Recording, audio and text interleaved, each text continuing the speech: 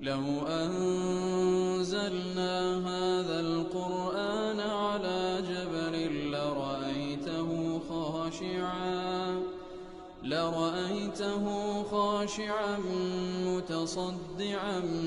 من خشية الله وتلك الأمثال نضربها للناس لعلهم يتفكرون. الحمد لله والصلاة والسلام على رسول الله وعلى آله وصحبه ومن والاه. السلام عليكم ورحمة الله. بەڕێزان خۆشحاڵم لەوانەی پەنجاوێک لەوانەکانی تەفسیری قورئانی پیرۆز بێمەوە خزمەتتان بە مەبەستی ڕەزامەندی خوای گەورە و هیوادارم ئێوەی ئازیز سوودی لێ وەربگرن.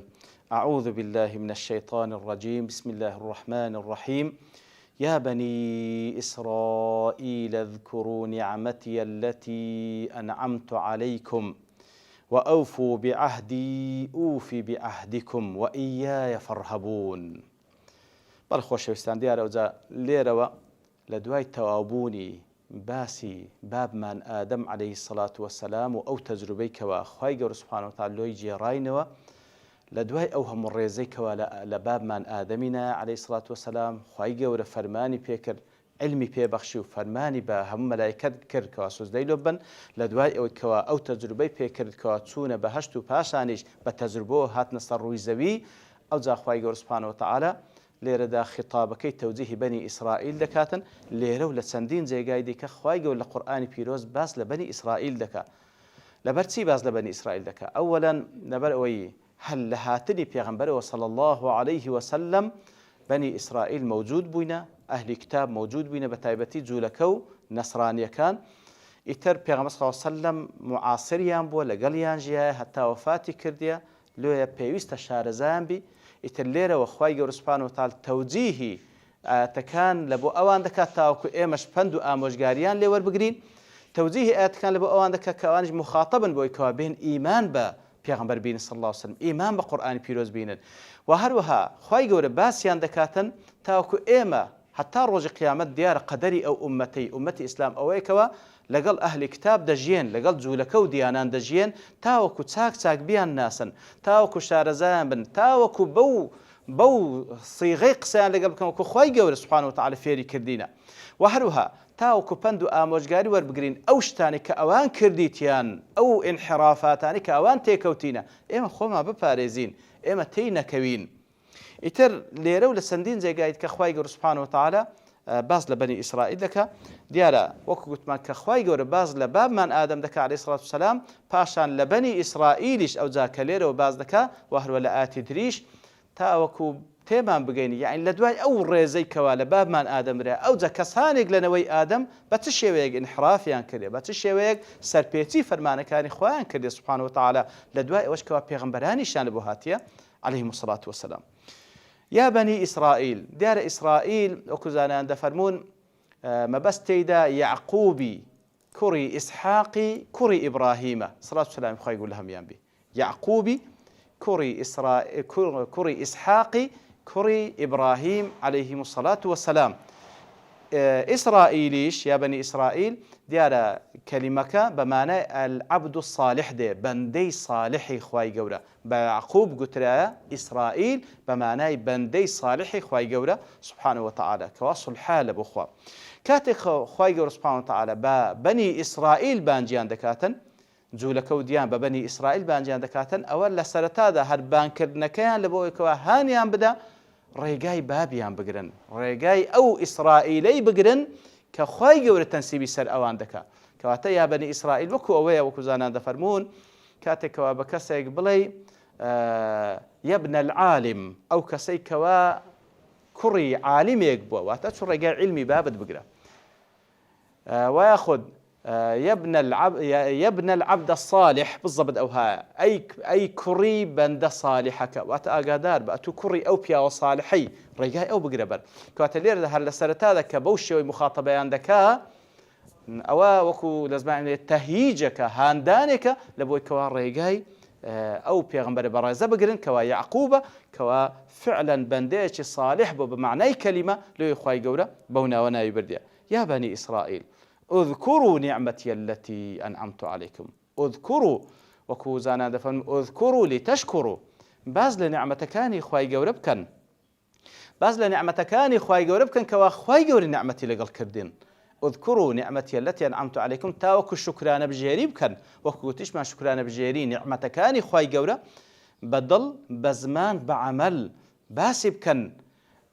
بە خەیاڵتان دابێت لە دڵەوە ئیعترافی پێ بکەن و پێی بزانن ئەو ناز و نعمەتانە، بە زمان دەری ببڕن، بە کردەوەش بیسەلمێنن کەوا لەقەدەر ئەو ناز و نعمەتی کە خوای گەورە لەگەڵی کردینە ئەنگۆش شکرانەی بکەن. اذكروا نعمتي التي أنعمت عليكم. دیارە نعمە لێردا کە بە مفرەد هاتێ، بەڵام وەکو لە زمانی عەرەبی و بەتایبەتی لە قورئانی پیرۆز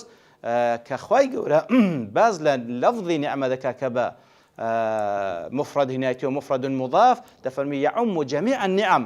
هەموو نعمەتەکان دەگرێت، کەواتە بە مفرد هاتیتەوە و بە مانای جەمعەکەی تێدا مەقسوودە، ئەوە یەک لە ئوسلوبەکانی بەلاغەتی قورئانی پیرۆزە، بە بەڵگەی ئەوەش بە مانای جەمع دێتەوە. لە بۆ نمونە خوای گەورە سوبحانه وتعالى دەفەرمی وإن تعدوا نعمة الله لا تحصوها، وإن تعدوا نعمة الله لا تحصوها، ئەگەر نعمەتەکانی خوای گەورە بژمێرن ناتەژمار. کەواتە لێرە بەڵگەیە لەبەرەوەی دەفەرمێن تعدوا، ئەگەر بیژمێرن، ژماردن عادەتەن لە بۆ یەک لە بەرەو سەرەوە دێتن، یعنی نەک لە بۆ شتێک بیکەوە تەنها یەک شتە، لە بۆ یەک لە زیاتر و دوو زیاتر و ئەوانە دێ، لە بۆ جەمع دێ. لا تحصوهاش بەڵگەیە لەسەرەوەی کەوا ئەو نعمەتەمە بەس یەک نییە بەڵکو زۆرە، کەواتە لێرە و لە چەندین جێگای دیکە وەکو دەڵێ مفرەدە مضافە بە مانای جەمع دێ. کەواتە اذكروا نعمتي التي أنعمت عليكم، ئەو ناز و نعمەتانی کەوا بەسەرمدا ڕێشتینە. دیارە زۆر ناز و نعمەت لەگەڵ کردینە خوای گەورە سوبحانه وتعالى، زۆر ناز و نعمەت وەکو لە قورئانی پیرۆز چەندین لێردا باس کردێ. ناردنی پێغەمبەران ناز و نعمەتە، ئەوان لەنەوەی ئەو پێغەمبەرانێک لەو سلسلە پیرۆزەی هەتا دەگەنەوە ئیبراهیم کە مەشهورە عەلەیهی سڵاو وسەلام بە ئەبوول ئەنبیا، وەکو پێغەمبەر صلی الله علیه وسلم لە بۆ نمونە مەسەڵەن باز لە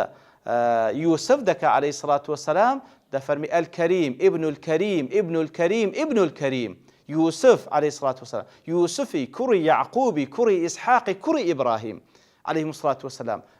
أو نواب مباركة يتر أنقول لو نوي هاتينا أو هم ناز نعمتا خوي يقول سبحانه وتعالى سير دار رشتنا يتر لسندين آيات خوي يقول باس لناز نعمتا كان خوي دكا ببيريان ديني توا لبون مولا لسورة المائدة كاتك وأخوي يقول لسر زماني موسى لما دجرت عليه الصلاة والسلام كواب قوم كذا فرمي وإذ قال موسى لقومه يا قوم اذكروا نعمة الله عليكم إذ جعل فيكم أنبياء وجعلكم ملوكا وآتاكم ما لم يؤت أحدا من العالمين. كواتا موسى عليه الصلاة والسلام بيان دفرمي ناز نعمتكاني خواي جورب ببير خوتان بينو تاوك شكراني بكن کەوا ئەو هەموو پێغەمبەرەی لە ناو ناردینە و خوای گەورە مولکی پێبەخشینە ئەوەی بەنگۆی بەخشە بە کەس کەی نەبەخشیە فی عالەمی زەمانیهم وەکو لە تەفسیرەکان دەفەرمێن لە عالەمی زەمانی خۆیان خوای گەورە ئەوانی تەفضیل کردبوو لەسەر عالەمین وەکو لە ئاەتەکانیش دێتن. خوای گەورە مەن و سەلوای بەسەردا باراندن لەو سەحرایی کەوا وەکو عقوبەیەکی سوبنەوەی وەکو لە سوورەتی المائیدە باس دەکا وەکو عقوبەیەک خوای گەورە فەرمووی ئەوانە 40 ساڵان لەو سەحرای دەمینێنەوە بەڵام لەگەڵ ئەوش لە ئاسمانەوە خوای گەورە مەن و سەلوای لۆدا دەبەزاندن. خوای گەورە سوبحانه وتعالى یەک لەو نعمەتانێکەوە بێ ئاوبوون خوای گەورە فەرمان بە موسا دەکاتن دار عەسایەکە لە بەردێک بداتن ئەو هەموو چاوگە ئاوەی لێ دەردەسیتن. خوای گەورە لە دەست فیرعەون نەجاتیدان ئەو فیرعەونەی کەوا خۆی بەخوا دەزان والعیاذ بالله ئەو موعجزەی پیشانیدان کەوا خوای گەورە ڕێگای لە ناو بەحر لە بۆ کردنەوە ئەوان لەگەڵ موسا عەلەیهی سڵاو وسەلام پەڕینەوە و فیرعەون بەخۆ بەجێشەکەی هات بە دوای ئەوان دابێتن خوای گەورە ئاوەکەی لەسەر تەبەخکردن. ئیتر ئەو هەموو ناز و نعمەتەی خوای گەورە لەسەریان اذكروا نعمتي التي أنعمت عليكم وأوفوا بعهدي أوفي بعهدكم وأوفوا بعهدي. کەواتە ئەو عهد و پەیمانەی کە لەگەڵتانم کردیە بە وەفا بن جێبەجێی بکەن. ئەوفو دیار لە تەوفیە هاتێ واتە عهد و پەیمانەکەی کە لەگەڵتانم کردیە جێبەجێی بکەن بە تەواوەتی ئوفی بعهدکم ئوفی بعهدکم. ئەگەر ئەنگۆ بە وەفا بن بەرامبەر بە عهد و پەیمانەی ئەمنیش بە وەفا دەبم بەرامبەر بە عهد و پەیمانەی. بەڵکو خوای گەورە سوبحانه وتعالى لە هەموو کەسێک بە وەفاترە کاتێک کە عهدێک بدا و جێبەجێی بکە دەی ئەنگۆش جێبەجێی بکەن ئەوفو بعهدی. ئەو عهد و پەیمانەش چ بوو وەکو ئەین لە سوورەتی المائیدە ئیشارەتی پێددا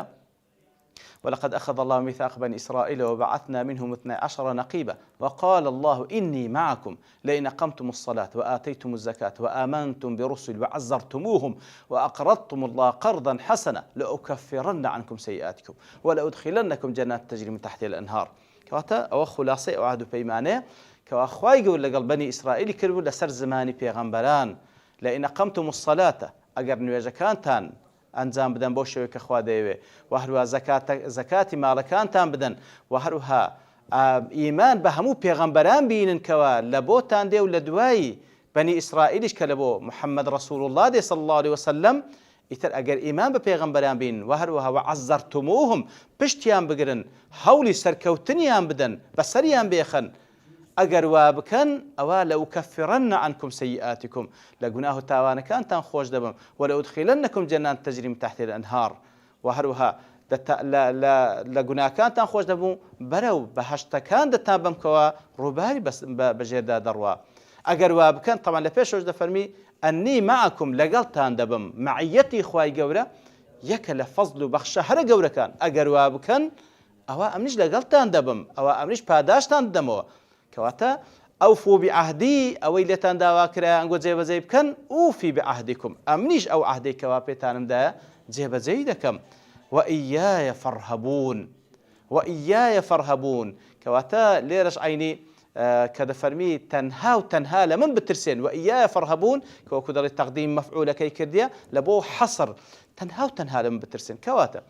بمبستي جيبجي كردني أو عهد بيماني كوا لبيني خوا سبحانه وتعالى لقل أوان داهيا بيوستا خوفيان لخواي جور هبي ترسيان لخواي جور هبي لا ترسي خوا بيوستا جيبجي بكن لبري الرهبة وكوزانيان دفرمون واتا خوفي دوور و دريش استمراريتي خوف و ترساني خواهي يقول لضلو درونيا لو بكسي راهب قوترا راهب لبر اوي ببردوامي لخواده ترسي راهبي راستقينة او كسيك ببردوامي خوف و ترسي خواهي قولا لنا ضلو دروني هي يتر وإياي فارهبون تنها لمن بترسن تاوك او ترسى بتماعي اوي كوا عهد بيماني خواهي قولا زيب كان وآمنوا بما أنزلت مصدقا لما معكم وهروها إيمان بينا بو قرآني كوا أنزلت مصدقا لما معكم تصديقي كتاب كان جودك أو كوا بيتانا تصديقي كتاب كان جودك كوا بيتانا واتلبو أهل الكتاب طبعا توراة وإنجيل دابزية توراة لبو يهود وهروها لبو نصراني كانش توراة وإنجيل كبيدا قوتريق كتابي مقدس كواتا قرآني بيروز هاتية تصديقي توراة إنجيل دكا توراة إنجيل راستقينة تصديقي توراة إنجيل راستقينة التي لعقيدة توحيد سكا وهنش بعقيدة توحيد هاتينا وهروها لباس كردني وصفي بيغمبر صلى الله عليه وسلم يجدونه مكتوبا عندهم في التوراة والإنجيل تبيننا وكوال التوراة وإنجيل باسي أو بيغمبر كرايا يأمرهم بالمعروف وينهاهم عن المنكر ويحل لهم الطيبات ويحرم عليهم الخبائث كواتا باس كرا لا توراة وإنجيل كي أوان وصفي أو بيغمبرا عليه الصلاة والسلام وهروها كاري أو بيغمبرا كده كوا طيبات وتاكان له حلال دكاو خراب كان له حرام دكاتن يتر بوشي ويكا واخواي قولوا وصفي لو كن نكر أو هندش بلكو حتى وصفي أصحاب بيغمبري صلى الله عليه وسلم خواي قول ليان رازي وكل آخر آياتي سورة الفتح خواي يقول وصفي أصحاب بيغمبر صلى الله عليه وسلم خواي يقول أنش رازي بيتن ذلك مثلا في تفرمي ذلك مثلا في التوراة ومثلا في الإنجيل كزرع كواتل التوراة وإنجيل باسي أصحابش كرايا خواي اللي رازي بيتن إتر هاتني قرآني بيروس تصديق لبو توراة وإنجيل أو حقائقاني كلمين دري باس لقرآن باس كلا تصديق لبو توراة وإنجيل وهروها مصدقا لما معهم كواتا هردوش دقريتو هرد بهردو سليك دقريتو هاتني قرآن تصديق توراة وإنجيل لك لو حقائقاني كواتيدا وكوت عقيدة توحيد ووصف بيغمبر صلى الله عليه وسلم وهروها وصف أصحاب بيغمبر صلى الله عليه وسلم وهروها هاتني قرآن بيروز عيني بابرين توراة وإنجيل كي أوان تصديق قرآن بيروز دكاتن كوا فعلا لعقيدة توحيد وكو أو قرآنية كوا وصفيان لوكرا لتوراة والإنجيل أو بيغمبرية كوا وصفيان لوكرا لتوراة والإنجيل كواتا مصدقا لما معهم إيمان بين بيروز بو قرآني كوا أو توراة وإنجيلي لبردست أوان براستي دادني ولا تكونوا أول كافر به أنقول مبنى كسانك خواهي قول توجيه بني إسرائيل ذكا أنقول مبنى كسان كوا يكم كسن كفر بو قرآن ذكا كوات الليلة ده معنايتي طبعا لبيشيوان بتايبتي لما كي كبيغمبر هاتي صلى الله عليه وسلم كسانك لقريش كان كافر ببون بەڵام لەو بەوان دەفەرمیتن ئەنگۆ ببنە یەکەم کافر وەتە لە ناو بەنی ئیسرائیل ئەنگۆ مەبنە یەکەم کافر ئەسڵ وایە ئەنگۆ ببنە یەکەم مسلمان لەبەرەوەی پێشی هاتنی و پێغەمبەرەی عەلەیهی سڵات وسەلام ئەنگۆ دەتانزانی دێ وەصفتان دەکرێت بۆ مشریکەکە ئەسڵ واب ئەنگۆ ببنە یەکەم مسلمان